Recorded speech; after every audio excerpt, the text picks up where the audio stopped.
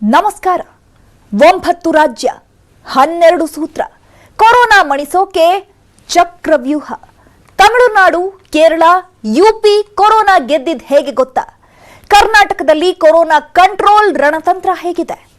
ಇದೇ ಈ ಹೊತ್ತಿನ ಫೋಕಸ್ 18 12 ವಾರ್ ಮಾಡೆಲ್. ನಾನು ಚೈತ್ರರಾಜ್. 9 ರಾಜ್ಯ 12 ಸೂತ್ರ ಕೊರೋನಾ ಮಣಿಸೋಕೆ ಚಕ್ರವ್ಯೂಹ.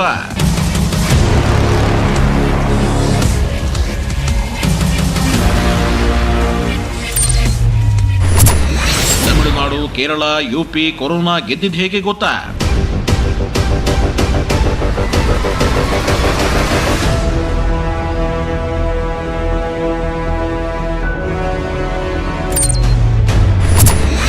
ಕರ್ನಾಟಕದಲ್ಲಿ ಕೊರೋನಾ ಕಂಟ್ರೋಲ್ ರಣತಂತ್ರ ಹೇಗಿದೆ?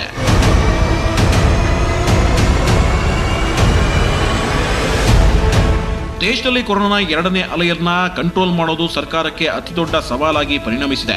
ಪ್ರತಿದಿನದ ಸೋಂಕಿತರ ಸಂಖ್ಯೆ 3 ಲಕ್ಷದೊಳಗೆ ಬಂದಿದ್ರೂ ಪಾಸಿಟಿವಿಟಿ ದರ ಇನ್ನೂ ಗಣನೀಯ ಮಟ್ಟದಲ್ಲಿ ಇಳಿದಿಲ್ಲ. ಹೀಗಾಗಿ ಒಂದು ಕಡೆ ಲಸಿಕಾ ಅಭಿಯಾನ ಚುರುಕುಗೊಳಿಸೋದರ ಜೊತೆಗೆ ವೈದ್ಯಕೀಯ ವ್ಯವಸ್ಥೆಯನ್ನ ಸಮರೋಪಾದಿಯಲ್ಲಿ ಹೆಚ್ಚಿಸಲಾಗ್ತಿದೆ. ಇತ್ತ ವೈದ್ಯರು, ನರ್ಸ್ಗಳು, ಪ್ಯಾರಾಮೆಡಿಕಲ್ ಸಿಬ್ಬಂದಿ ಜೀವ ಪಣಕ್ಕಿಟ್ಟು ಜನರ ರಕ್ಷಣೆಗೆ ಹಗಲಿರುಳು ಶ್ರಮಿಸುತ್ತಿದ್ದಾರೆ. ಈ ಮಧ್ಯೆ 9 ರಾಜ್ಯಗಳ ಆ 12 ಸೂತ್ರಗಳು ಕೊರೋನಾವನ್ನ ಕಂಟ್ರೋಲ್ ಮಾಡುವಲ್ಲಿ ಪ್ರಮುಖ ಪಾತ್ರ ವಹಿಸ್ತಿವೆ. ಹೀಗಾಗಿ ಇಡೀ ದೇಶದ ಗಮನ ಸೆಳೆಯುತ್ತಿವೆ ಆ 12 ಸೂತ್ರ. ಹಾಗಾದ್ರೆ ಏನವು 12 ಸೂತ್ರ?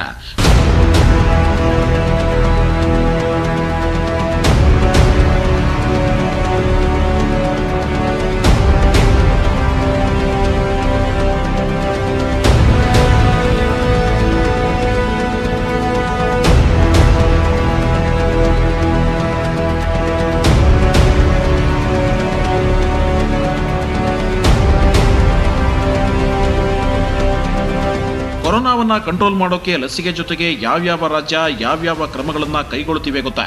ತಮಿಳುನಾಡು, ಕೇರಳ, ಉತ್ತರ ಪ್ರದೇಶ ಕೊರೋನಾವನ್ನ ಗೆದ್ದಿದ್ದು ಹೇಗೆ? ರಾಜ್ಯದಲ್ಲಿ ಕೊರೋನಾ ಕಂಟ್ರೋಲ್ ಮಾಡೋಕೆ ಕರ್ನಾಟಕ ಯಾವ ಮಾಡೆಲ್ ಅನ್ನ ಅನುಸರಿಸ್ತಿದೆ ಗೊತ್ತಾ? ಅದನ್ನ ಡೀಟೇಲ್ ಆಗಿ ತೋರಿಸ್ತೀವಿ. ಆದ್ರೆ ಅದಕ್ಕಿಂತ ಮೊದಲು ಕೊರೋನಾ ಅಲೆ ಅಂದ್ರೆ ಏನು, ಮೊದಲನೇ ಅಲೆ, ಎರಡನೇ ಅಲೆ ಮತ್ತು ಮೂರನೇ ಅಲೆ ಬಗ್ಗೆ ಇರೋ ಗೊಂದಲಗಳೇನು ಅನ್ನೋದನ್ನ ತೋರಿಸ್ತೀವಿ ನೋಡಿ.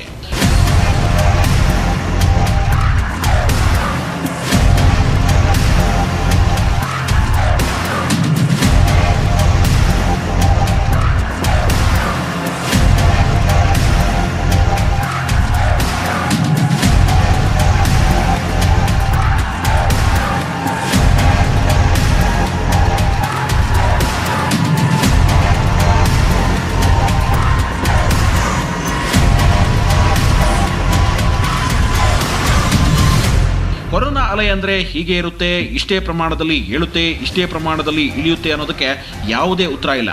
ಆದರೆ ಕೊರೋನಾ ಒಂದು ಸಾಂಕ್ರಾಮಿಕ ರೋಗವಾಗಿದ್ದು ಒಂದು ನಿರ್ದಿಷ್ಟ ಅವಧಿಯಿಂದ ಮತ್ತೊಂದು ನಿರ್ದಿಷ್ಟ ಅವಧಿವರೆಗೂ ತಾರಕಕ್ಕೇರುವಂತಹ ಟೈಮ್ ಲಿಮಿಟ್ ಅನ್ನೇ ಕೊರೋನಾ ಅಲೆ ಅಥವಾ ಸಾಂಕ್ರಾಮಿಕ ರೋಗದ ಅಲೆ ಅಂತ ಕರಿತೀವಿ. ಅಷ್ಟೇ ಅಲ್ಲ, ವೈರಸ್ ಆಗಿಂದಾಗೆ ರೂಪಾಂತರಗೊಳ್ಳೋದ್ರಿಂದ ಕೆಲವೊಮ್ಮೆ ಪ್ರಬಲವಾಗಿ ಮತ್ತೆ ಕೆಲವೊಮ್ಮೆ ದುರ್ಬಲವಾಗಿ ಜನಸಮೂಹದ ಮೇಲೆ ದಾಳಿ ನಡೆಸುತ್ತೆ. ಹೀಗಾಗಿ ಕೊರೋನಾ ಹಲವು ಅಲೆಗಳಾಗಿ ಇಡೀ ಜಗತ್ತನ್ನ ಕಾಡ್ತಾ ಇದೆ. ನಿಮಗೆ ಗೊತ್ತಿರಲಿ, ಆಯಾ ಕಾಲಮಾನಕ್ಕೆ ತಕ್ಕಂತೆ ಸಾಂಕ್ರಾಮಿಕ ರೋಗಗಳು ಬಂದು ಹೋಗಿವೆ. ಒಂದು ಹಂತದ ಬಳಿಕ ಅವು ಮತ್ತೊಮ್ಮೆಯೂ ಕಾಣಿಸಿಕೊಂಡಿವೆ. ಅದೇ ರೀತಿ ಸದ್ಯ ಕೊರೋನಾ ದೇಶದಲ್ಲಿ ಎರಡನೇ ಅಲೆಗಳಾಗಿ ಕಾಡ್ತಿದೆ. ರಾಷ್ಟ್ರ ರಾಜಧಾನಿ ದೆಹಲಿಯಲ್ಲಿ ಈಗಾಗಲೇ 4ನೇ ಅಲೆಗಳ ಅನುಭವ ಪಡೆದಿದೆ ಎನ್ನಲಾಗ್ತಿದೆ.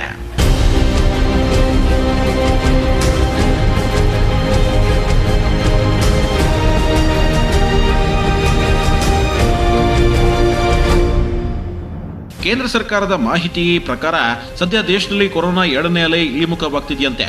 ಇದು ಹೀಗೆ ಮುಂದುವರೆದ್ರೆ ಜುಲೈ ಅಂತ್ಯದ ವೇಳೆಗೆ ಸೋಂಕಿನ ಪ್ರಮಾಣ ಮತ್ತಷ್ಟು ಕ್ಷೀಣಿಸೋ ಸಾಧ್ಯತೆ ಇದೆ. ಹಾಗಂತ ನಿಟ್ಟುಸಿರು ಬಿಡಬೇಡಿ. ಯಾಕಂದ್ರೆ ಜುಲೈ ನಂತರ ರೂಪಾಂತರಗೊಳ್ಳೋ ವೈರಸ್ ಪ್ರಬಲವಾಗಿದ್ರೆ ಸೋಂಕಿನ ಪ್ರಮಾಣ ಮತ್ತೆ ಏರೋ ಸಾಧ್ಯತೆ ಇರುತ್ತೆ. ಅದನ್ನೇ ಕೊರೋನಾ 3ನೇ ಅಲೆ ಅಂತ ಕರೆಯೋದು. ಆದ್ರೆ 3ನೇ ಅಲೆ ಎರಡನೇ ಅಲೆಗಿಂತ ಭೀಕರವಾಗಿರುತ್ತಾ ಅಥವಾ ಇಲ್ವಾ ಅನ್ನೋದನ್ನ ಈಗಲೇ ಹೇಳೋಕೆ ಬರಲ್ಲ. ಹೀಗಾಗಿ ಕೊರೋನಾವನ್ನ ಎದುರಿಸೋಕೆ ದೇಶದ ಎಲ್ಲಾ ರಾಜ್ಯಗಳು ಸಕಲ ಸಿದ್ಧತೆ ಮಾಡ್ಕೊಳ್ತಿವೆ.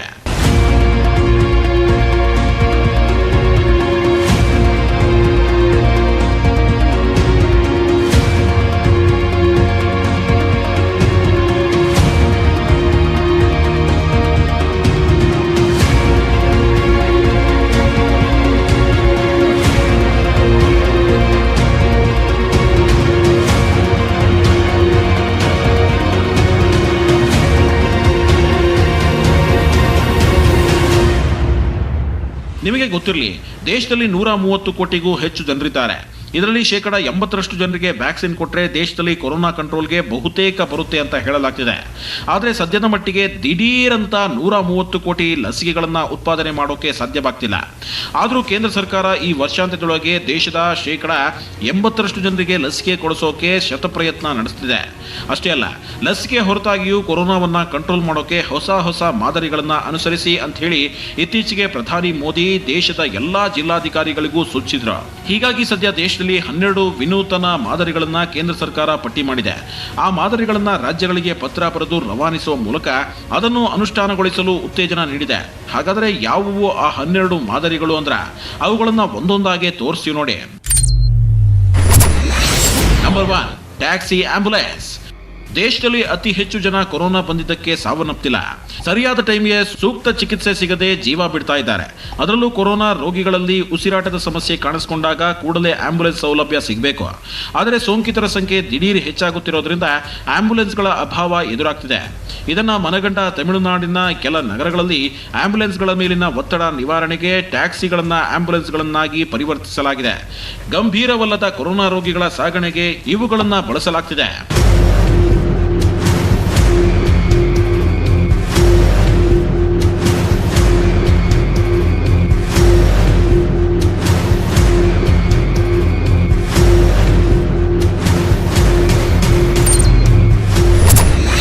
Number 2, mobile OPD. ಮೊದಲೇ ಹೇಳಿದಂತೆ ಜನ ಕೊರೋನಾ ಸೋಂಕು ತಗುಲಿದ್ದಕ್ಕೆ ಸಾಯ್ತಾ ಇಲ್ಲ, ಸರಿಯಾದ ಟೈಮ್ಗೆ ಸೂಕ್ತ ಚಿಕಿತ್ಸೆ ಸಿಗದೆ ಸಾಯ್ತಾ ಇದ್ದಾರೆ. ಬರೀ ಕೊರೋನಾ ರೋಗಿಗಳಷ್ಟೇ ಅಲ್ಲ, ಇತರೆ ಸಮಸ್ಯೆಗಳಿಂದ ಬಳಲುತ್ತಿರುವವರು ಕೂಡ ಚಿಕಿತ್ಸೆ ಸಿಗದೆ ಜೀವ ಬಿಡ್ತಾ ಇದ್ದಾರೆ. ಈ ಎಲ್ಲ ಆಸ್ಪತ್ರೆಗಳಲ್ಲಿ ಕೊರೋನಾ ರೋಗಿಗಳೇ ತುಂಬಿರೋದ್ರಿಂದ ಸಾಮಾನ್ಯ ರೋಗಿಗಳಿಗೆ ಜಾಗವೇ ಇಲ್ಲದಂತಾಗಿವೆ. ಹೀಗಾಗಿ ರಾಜಸ್ಥಾನದ ಬಿಕನೇರ್ ಜಿಲ್ಲೆಯಲ್ಲಿ ಕೋವಿಡೇತರರ ಚಿಕಿತ್ಸೆಗೆ ಪಂಚಾಯಿತಿ ಪಟ್ಟದಲ್ಲಿ ಮೊಬೈಲ್ OPD ಅಂದ್ರೆ ಹೊರ ರೋಗಿಗಳ ವಿಭಾಗವನ್ನ ಆರಂಭಿಸಿದೆ. ಇದರಿಂದ ಕೊರೋನೇತರ ರೋಗಿಗಳಿಗೆ ಸುಲಭವಾಗಿ ಚಿಕಿತ್ಸೆ ಸಿಗ್ತಿದೆ.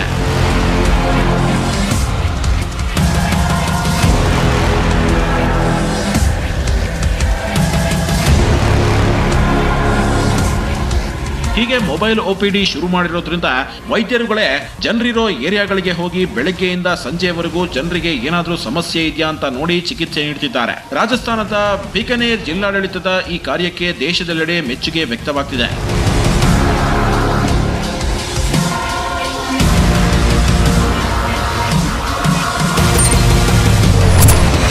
ನಂಬರ್ 3, ಆಕ್ಸಿಜನ್ ಮಿತ್ರ ವ್ಯವಸ್ಥೆ.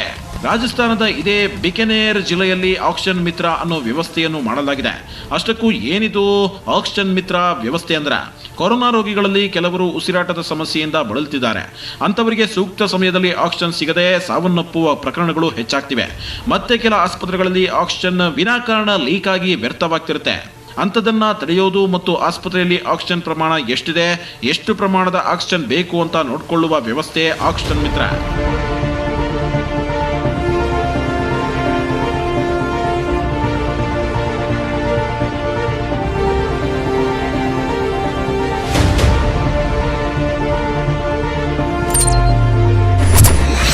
ನಂಬರ್ 4, ಮನೆ ಮನೆಗೆ ತೆರಳಿ corona test.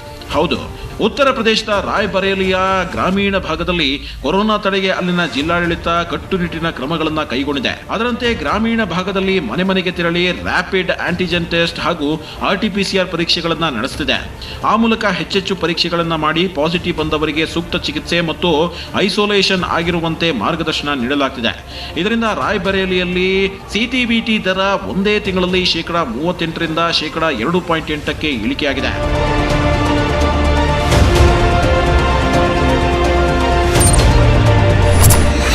Number 5, oxygen nurse. Corona ಮೊದಲನೇ ಅಲೆ ಮತ್ತು ಎರಡನೇ ಅಲೆಯ ಆರಂಭದಲ್ಲಿ ಅತಿ ಹೆಚ್ಚು ನಲುಗಿ ಹೋಗಿರೋ ರಾಜ್ಯಗಳಲ್ಲಿ ದೇವರನಾಡು ಕೇರಳ ಕೂಡ ಒಂದು. ಆದರೆ ಸೋಂಕು ವಿಸ್ಫೋಟವಾದ ಪ್ರತಿ ಟೈಮ್ನಲ್ಲೂ ಕೇರಳ ಸಕ್ಸಸ್ಫುಲ್ ಆಗಿ ಅದನ್ನ ಎದುರಿಸಿದೆ. ಅದಕ್ಕೆ ಪ್ರಮುಖ ಕಾರಣ ಅಲ್ಲಿನ ನರ್ಸಿಂಗ್ ವ್ಯವಸ್ಥೆ. ಹೌದು, ಕೇರಳದಲ್ಲಿರೋ ನರ್ಸ್ಗಳು ದಾದಿಯರು ಕೊರೋನಾವನ್ನ ಕಂಟ್ರೋಲ್ ಮಾಡೋಕೆ ಸೆಟೆದು ನಿಂತಿದ್ದಾರೆ. ಅದರಲ್ಲೂ ಕೊರೋನಾದಿಂದ ಉಸಿರಾಟದ ಸಮಸ್ಯೆ ಎದುರಿಸುತ್ತಿರೋ ರೋಗಿಗಳಿಗೆ ಆಕ್ಸಿಜನ್ ಜೀವ ಉಳಿಸೋ ಸಂಜೀವಿನಿಯಾಗಿರುತ್ತೆ. ವಿವೇಚನೆಯಿಂದ ಆಕ್ಸಿಜನ್ ಬಳಕೆ ಮಾಡಲು ಆಸ್ಪತ್ರೆಗಳಲ್ಲಿ ಆಕ್ಸಿಜನ್ ನರ್ಸ್ ಸೇವೆಯನ್ನ ಕೇರಳ ಸರ್ಕಾರ ಆರಂಭಿಸಿದೆ. ನಂಬರ್ 6, ಕರ್ತವ್ಯ ನಿರ್ವಹಣೆ ಸ್ಥಳದಲ್ಲೇ ಲಸಿಕೆ. ದೇಶದಲ್ಲಿ ಕೊರೋನಾವನ್ನ ಮೆಟ್ಟಿ ನಿಲ್ಬೇಕಾದ್ರೆ ಲಸಿಕೆ ಒಂದೇ ರಾಮಬಾಣ ಅಂತ ನಂಬಲಾಗಿದೆ. ಹೀಗಾಗಿ ಎಲ್ಲರೂ ಆದಷ್ಟು ಬೇಗ ಲಸಿಕೆಯನ್ನ ಹಾಕಿಸ್ಕೊಳ್ಬೇಕು ಅಂತ ಹೇಳಿ ಸರ್ಕಾರ ಮನವಿ ಮಾಡ್ತಾ ಇದೆ. ಈ ಮಧ್ಯೆ ಹರಿಯಾಣದ ಗುರುಗ್ರಾಮದಲ್ಲಿ ಅಲ್ಲಿನ ಜಿಲ್ಲಾಡಳಿತ ಜನರ ಕರ್ತವ್ಯ ನಿರ್ವಹಣೆ ಸ್ಥಳಗಳಿಗೆ ಹೋಗಿ ಲಸಿಕೆ ನೀಡುತ್ತಿದೆ. ಇದರ ಜೊತೆಗೆ ಡ್ರೈವ್ ಇನ್ ಲಸಿಕಾ ಕೇಂದ್ರ ಕೂಡ ತೆರೆಯಲಾಗಿದೆ.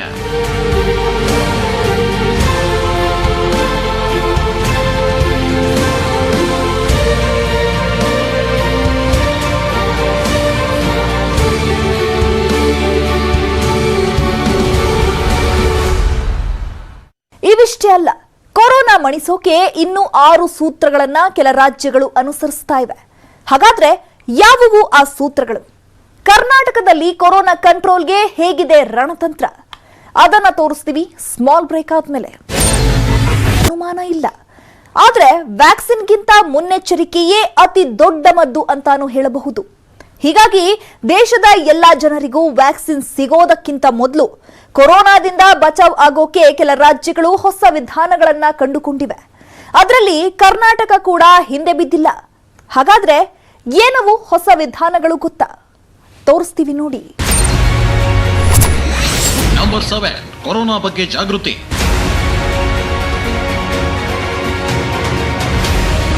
ಕೊರೋನಾ ಸೋಂಕು ಹುಟ್ಟಿ ಹತ್ತತ್ರ 1.5 ವರ್ಷ ಕಳೆದಿದೆ. ಹೀಗಿದ್ರೂ ಜನರಿಗೆ ಇನ್ನೂ ಕೊರೋನಾ ಸೋಂಕಿನ ಹರಡುವಿಕೆ ಮತ್ತು ಮುನ್ನೆಚ್ಚರಿಕೆ ಕ್ರಮಗಳ ಬಗ್ಗೆ ಗೊಂದಲಗಳಿವೆ. ಅಷ್ಟೇ ಅಲ್ಲ, ಮೊದಲನೇ ಅಲೆಗಿಂತ 2ನೇ ಅಲೆ ತುಂಬಾ ಭೀಕರವಾಗಿದೆ ಅನ್ನೋದನ್ನ ಮೊದಲು ಜನರಿಗೆ ಮನವರಿಕೆ ಮಾಡಿಕೊಡ್ಬೇಕು. ಜನರಿಗೆ ಕೊರೋನಾ ಬಗ್ಗೆ ಜಾಗೃತಿ ಮೂಡಿದ್ರೆ ಜನ ಎಚ್ಚರಿಕೆಯಿಂದ ಇರ್ತಾರೆ. ಹೀಗಾಗಿ ಕೊರೋನಾಗೆ ಸಂಬಂಧಿಸಿದಂತೆ ಜನಸಾಮಾನ್ಯರ ಎಲ್ಲಾ ಸಂದೇಹ ನಿವಾರಿಸಲು ಉತ್ತರ ಪ್ರದೇಶದ ವಾರಣಾಸಿಯಲ್ಲಿ ಕಾಶಿ ಕೋವಿಡ್ ಪ್ರತಿಕ್ರಿಯೆ ಕೇಂದ್ರ ಆರಂಭ ಮಾಡಲಾಗಿದೆ.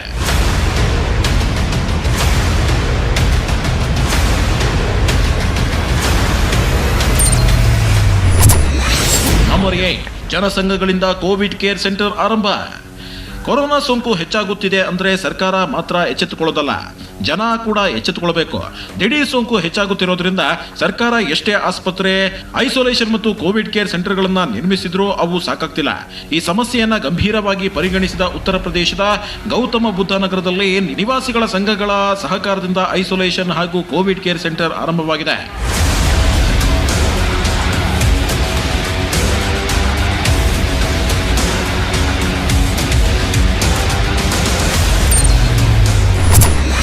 ನಂಬರ್ 9, ಬೆಡ್ ಆಕ್ಸಿಜನ್ ಲಭ್ಯತೆ ಬಗ್ಗೆ ನಿಗಾ ಇಡಲು ವೆಬ್ಸೈಟ್. ಹರಿಯಾಣದ ಗುರುಗ್ರಾಮದ ಎಲ್ಲ 102 ಆಸ್ಪತ್ರೆಗಳಲ್ಲಿ ಬೆಡ್ ಲಭ್ಯತೆ, ಆಕ್ಸಿಜನ್ ಬಳಕೆ, ಆಂಬ್ಯುಲೆನ್ಸ್ ಲಭ್ಯತೆ ಕುರಿತಂತೆ ಕ್ಷಣದ ನಿಗಾ ಇಡಲು ವೆಬ್ಸೈಟ್ ರೂಪಿಸಲಾಗಿದೆ. ಆ ಮೂಲಕ ಸೋಂಕಿತರಿಗೆ ವೈದ್ಯಕೀಯ ವ್ಯವಸ್ಥೆ ಕೊರತೆ ಆಗದಂತೆ ನೋಡಿಕೊಳ್ಳಲಾಗುತ್ತೆ.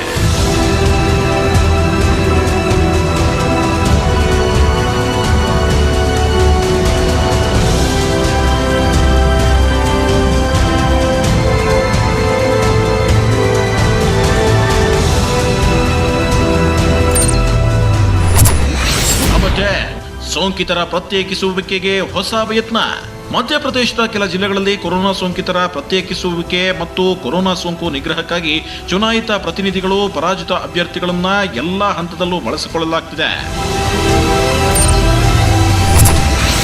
ನಂಬರ್ 11, ಕೋವಿಡ್ ನಿರ್ವಹಣೆಗೆ ಆಯುಷ್ ಘಟಕಗಳ ಬಳಕೆ.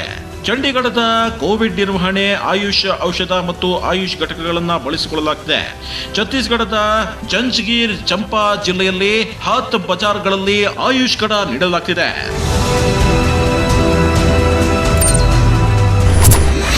Number 12, triple T formula. Testing, tracing ಮತ್ತು ಟ್ರೀಟಿಂಗ್, ಈ ತ್ರಿಬಲ್-ಟಿ ಫಾರ್ಮುಲಾವನ್ನ ದಿಲ್ಲಿಯಲ್ಲಿ ಪರಿಣಾಮಕಾರಿಯಾಗಿ ಬಳಸಲಾಗ್ತಿದೆ. ಅಂದ್ರೆ ಸೋಂಕಿತರನ್ನ ಆದಷ್ಟು ಬೇಗ ಪತ್ತೆ ಹಚ್ಚಿ ಅವರಿಗೆ ಕೋವಿಡ್ ಪರೀಕ್ಷೆ ನಡೆಸಿ ಸೋಂಕು ಪತ್ತೆಯಾದರೆ ಆರಂಭದಲ್ಲೇ ಚಿಕಿತ್ಸೆ ನೀಡಲಾಗುತ್ತಿದೆ. ಇದರಿಂದ ದಿಲ್ಲಿಯಲ್ಲೂ ಸೋಂಕು ಕಂಟ್ರೋಲ್ಗೆ ಬರ್ತಾ ಇದೆ. ಏಪ್ರಿಲ್ 22ರಿಂದ 36%ರಷ್ಟಿದ್ದ ಕೊರೋನಾ ಪಾಸಿಟಿವಿಟಿ ದರ ಈಗ 4.76ಕ್ಕೆ ಇಳಿದಿದೆ.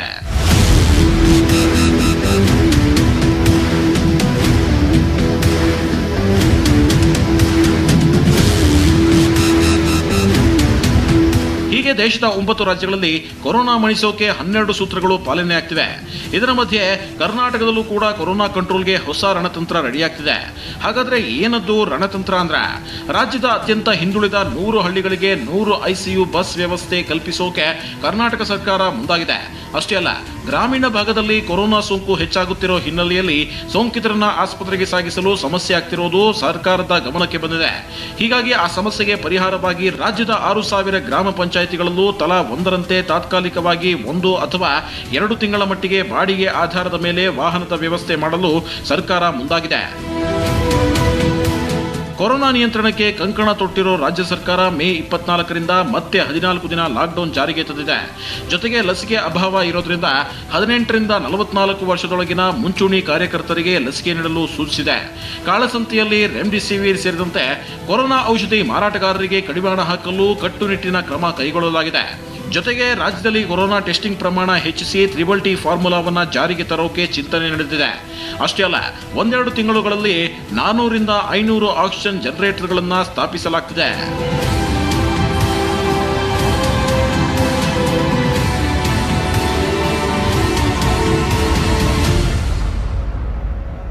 ನೋಡಿದ್ರಲ್ಲ, ಲಸಿಕೆ ಹೊರತಾಗಿಯೂ 12 ವಾರ್ ಮಾಡೆಲ್ ಹೇಗಿದೆ ಅಂತ. ಆದ್ರೆ ಒಂದಂತೂ ಸತ್ಯ, ಕೊರೋನಾ ಕಂಟ್ರೋಲ್ಗೆ ಬರಬೇಕಾದ್ರೆ ಜನ ಕೊರೋನಾ ಭೀಕರತೆಯನ್ನ ಅರ್ಥ ಮಾಡಿಕೊಂಡು ಕೊರೋನಾ ರೂಲ್ಸ್ ಅನ್ನ ಕಟ್ಟುನಿಟ್ಟಾಗಿ ಪಾಲಿಸಬೇಕಾಗಿದೆ. ಇದಾಗಿತ್ತು ಈ ಹೊತ್ತಿನ ಫೋಕಸ್ 18. ನೋಡ್ತಾ ಇರಿ News 18 ಕನ್ನಡ. ಜಾಲ ನಮ್ಮದು, ಬಲ ನಿಮ್ಮದು.